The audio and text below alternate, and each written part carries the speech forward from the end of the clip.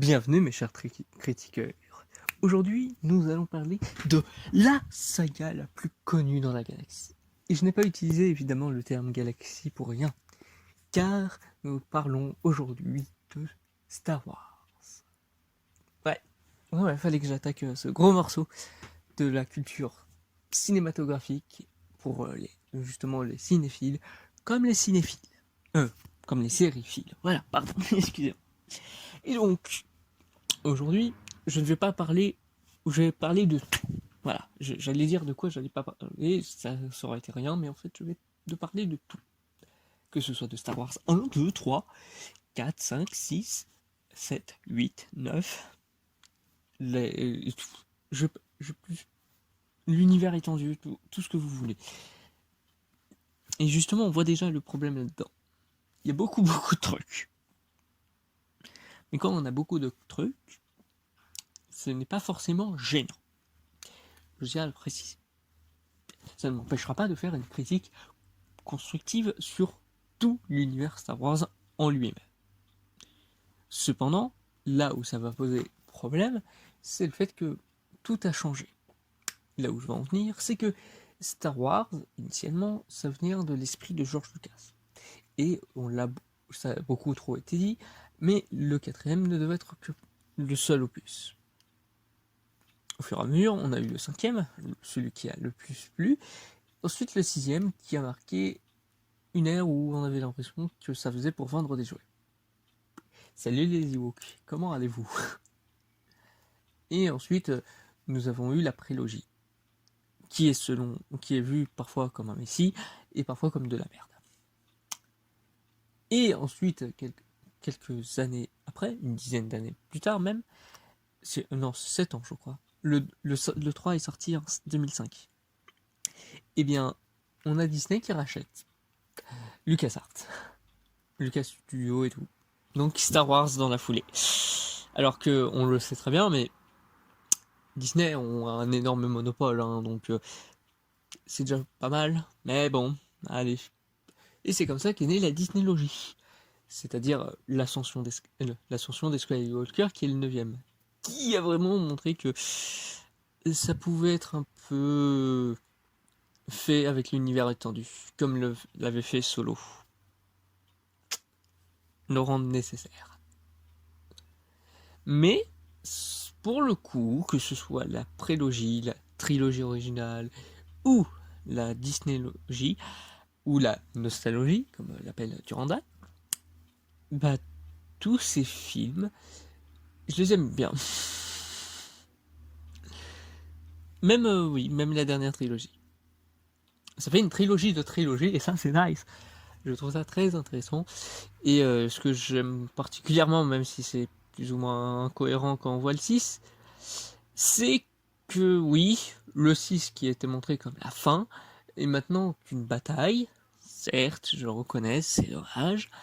Mais ça n'empêche que du coup, ça fait que le 9, même si insatisfaisant dans sa pratique, fait un tout satisfaisant. Selon moi, sur le fait que, oui, Palpatine meurt d'une manière très bête. Sidious, ça fait la deuxième fois que tu te fais attaquer comme ça. La première fois, ça t'a fait terrible, papy. Sérieux. Mais je trouve intéressant le fait que justement, ça y commence avec Palpatine, dans la prélogie, et ça termine sur Palpatine dans la Disneylogie. C'est assez intéressant, mais j'avoue qu'en soi, vu comment il a arrêté, c'est un peu sérieux. Vous n'avez pas fait d'effort. Ou le fait que les personnages de la Disneylogie sont des personnages. Point. Oui, on peut pas vraiment dire quoi d'autre. Ou Jar Jar Binks qui a été fait pour les enfants. Ah oui, c'est un plaisir ça aussi. Mais Star Wars 4 n'est souvent pas dit le préféré, comme dit, c'est plus le 5. Et c'est assez ironique quand le 5 devait être avec beaucoup moins de budget que le 4. Si le 4 avait été un petit succès. Et d'ailleurs aussi pour le côté multimédia de cette licence, ça ne vient absolument pas de Disney. Le tout premier est sorti même avant Star Wars 4, il me semble. Ou le 5. Non, je crois que c'est bien avant le 4. Mais on remarque que l'un des trucs qu'a fait Disney avec Star Wars, et là où j'avoue c'est plus problématique, c'est le fait qu'ils aient banalisé Star Wars. Par exemple, on avait Star Wars 1 est sorti en 77, le deuxième en 79, en 80, non je sais plus. Bon, je sais plus comment c'était organisé. Non, ça fêtait ses 42 ans. Ouais, donc ça date bien de 77, ensuite j'imagine 80 et après 83. Ensuite on a du 99 pour avoir 99, ensuite 2002 et ensuite 2005. Ensuite, on a attendu 2015, 2017, 2019. Et on voit que déjà là, on a un film tous les 2 ans. Mais non, parce qu'on avait du coup les dérivés qui sont Rogue One et Solo. Ouais. Et ça, c'est entre. Donc ça faisait un film tous les ans. Donc, va bouffer de ta licence préférée tous les ans. Ça peut faire plaisir pour les plus gros fans. C'est même pour ça que de manière assez drôle, Rogue One est le seul film Disney à avoir été accepté par la plupart des fans. Je vais pas donner que c'est un avis objectif, bien sûr, mais perso, même avec les débats qu'il y a avec cette Disney logique, le seul qui est beaucoup à reprendre, c'est le fait que le Star Wars 8, ouais, je vais parler de Star Wars 8, s'appelle Le Dernier Jedi apparemment, pas Les Derniers. C'est pas comme si ce film allait noter dans l'esprit de tout le monde. Non. Après, le truc, c'est qu'il y a beaucoup d'autres trucs. Hein. Par exemple, il y a les films The Clone Wars. On a même eu un Holiday Special avec des Lego, fait par Disney. Et ça, j'en ai tellement pas entendu parler. C'est hallucinant. Là où, justement, après, on peut dire ce qu'on veut. Hein. C'est sur la qualité de la Disneylogie, mais je vais pas dire que c'est pire que le film sur les Ewoks, qui est pas du tout celui qui m'a fait connaître la licence. Mais dites-vous que, comme moi je connais les films par rapport à des versions Laserdisc, et on va reparler juste après, mais en attendant, déjà, à savoir que la licence peut se lire dans l'ordre qu'on veut, plus ou moins. C'est mieux de regarder dans l'ordre dont elles sont parues, parce que bah, la prélogie, comme son nom l'indique, c'est fait pour être un préquel. C'est volontaire. Tout ce que vous y apprenez, c'est des plus par rapport à la trilogie originale.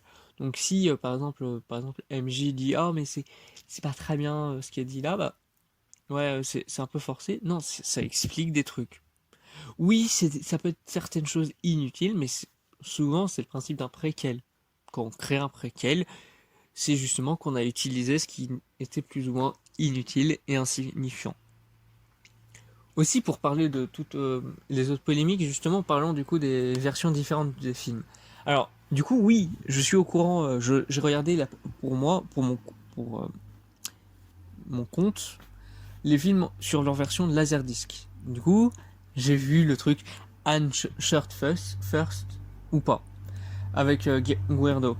Et en fait qu'est-ce que j'ai à dire là-dessus, c'est que je m'en fous. Genre vraiment, oui ça fait que soit Anne a toujours été un mec froid et tout, bah ouais, mais alors, il peut avoir tiré sur quelqu'un comme ça te fait tirer dessus, on s'en fout un peu. Et aussi, je vais dire un autre point que je comprends encore complètement, hein, mais je vais remettre dans le contexte. Mais la magie, c'est devenu de la force. Ah, je suis con. La force, c'est devenu de la magie. Je crois me souvenir que on parle d'une princesse qui se faisait sauver dans la trilogie originale, avec les Jedi qui sont comme des chevaliers, et que c'est juste purement de la science-fiction dans la manière dont on peut le voir, avec les espèces. C'est bah ok, mais ça peut être vu comme un conte de fées. Donc que la force soit purement magique, ça me gêne pas personnellement. Alors oui, ça fait des trucs surnaturels, ça fait avoir des clones. Ça peut aller d'être assez cheaté, mais justement, même si par exemple Rey Marissou, ok, je comprends, mais en quoi ça change un truc en fait? Oui, elle pète et tout. Oui, c'est du coup, maintenant on sait que grâce au neuf, en fait, c'est parce que c'est une Palpatine. Et alors, ça change quoi? Oui, elle rate rien plus ou moins sur certains points, d'un autre, elle réussit, elle rate. Mais alors, aussi il y a l'idée du temps. Mais dans les films, là où j'avoue que c'est assez bizarre souvent quand tout dure plus ou moins comme une journée dans chacun des films, ou Star Wars 8, qui est vraiment, on dirait un film et c'est un film qui a presque qui est le plus long, mais où vraiment tout se passe en 24 heures. C'est comme Solo, tout se passe pendant une journée, mais pendant une journée, ils en prennent des tatanes. C'est, c'est prodigieux, hein. Je sais même pas comment ils tiennent. Mais bon, le truc que j'ai envie de dire, là où c'est une critique impossible, c'est que comme vous voyez, je pars dans un champ et après je pars dans un autre. Et je peux même pas faire de conclusion sur ça. Parce que là, ça va continuer, hein, Star Wars, du coup. Merci Disney, pour le plus grand plaisir des fans, ou non.